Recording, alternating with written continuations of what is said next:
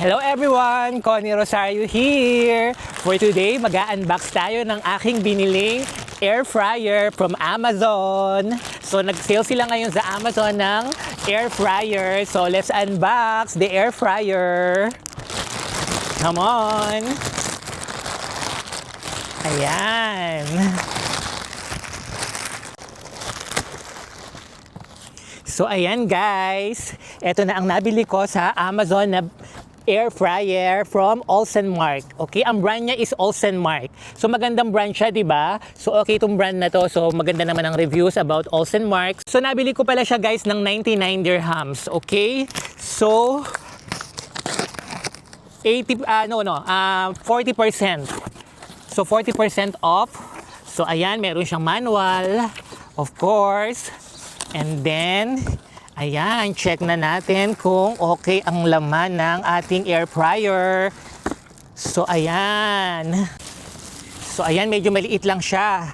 So, bali ito is 2.5 liters capacity. Okay? So, pwede na siya, hindi na siya ganong kalakihan. So, at least, hindi gaanong spacious, di ba? So, 2.5 liters siya.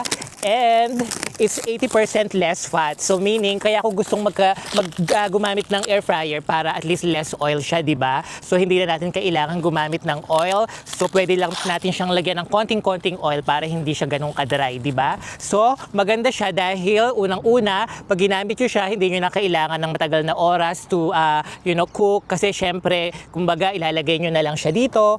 So this is it guys. Kasi maganda nga sa air fryer, hindi tayo gaano magko-consume ng time.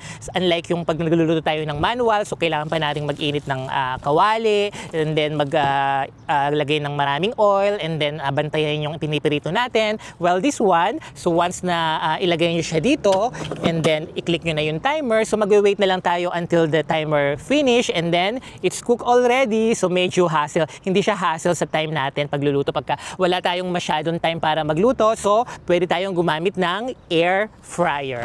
So ayan guys, so mamaya itatry ko na siyang gamitin. Bibili ko mamaya sa Lulu ng mga marinated chicken. Maraming nabibili sa Lulu ng mga marinated chicken na ready to cook. So itatry natin siya mamaya. Okay guys? So ayan. I love my new air fryer. Okay guys, see you! Bye!